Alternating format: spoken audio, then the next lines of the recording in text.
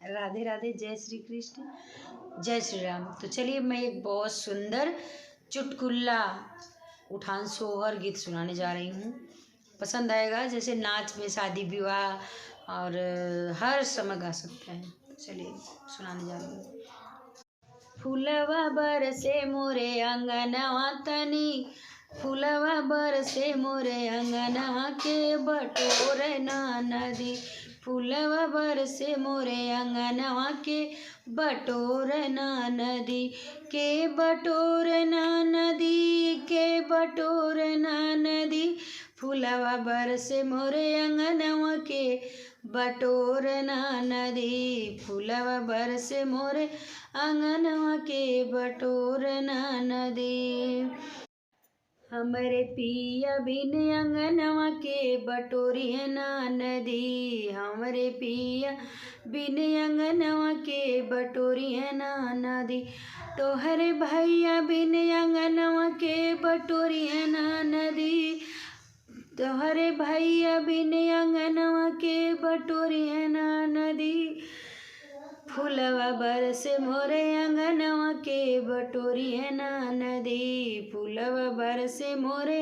अंगनवा के बटोरी है ना नदी।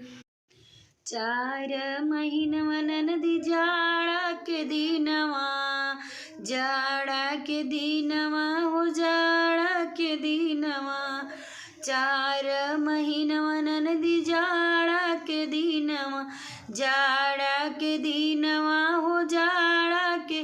दिनवा, के ओढ़ावे ना नदी, के ओढ़ावे ना नदी, हमरे पिया बिन रजैया के ओढ़ई है ना नदी, हमरे पिया बिन रजैया के ओढ़ई है ना नदी, हमरे फूलवा बरसेला अंगनवा के बटोरी है ना नदी, फूलवा बरसेला अंगनवा के बटोरी है ना नदी, के बटोरी है ना नदी, के बटोरी है ना नदी, फूलवा बरसेला अंगनवा के बटोरी है ना नदी। 4 महीना नदी गरमी के दिनवा, गरमी के दिनवा हो गरमी के दिनवा,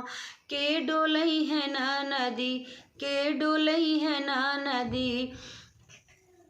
के डोलई है ना नदी, हमरे पिया बिन बेनिया के डोलई है ना नदी,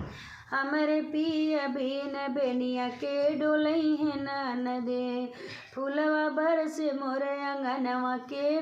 बटोरी है ना नदी, फूलवा बरसे मोरे अंगनवा के बटोरी है ना नदी, हमरे पिया बिन, हमरे तोहरे भैया बिन अंगनवा के बटोरी है ना नदी, हमरे पिया बिन अंगनवा के बटोरी है ना नदी। 4 महीनवा हो बरखा के दिनवा, 4 महीनवा हो बरखा के दिनवा, के ओढ़ई है ना नदी, के ओढ़ई है ना नदी, हमके हमरे पिया बिन छतरिया के ओढ़ई है ना नदी, हमरे पिया बिन छतरिया के ओढ़ई है ना नदी, तोहरे भैया बिन छतरिया के ओढ़ई है ना नदी, फूलवा बरसे मोरे अंगनवा के बटोरी है ना नदी,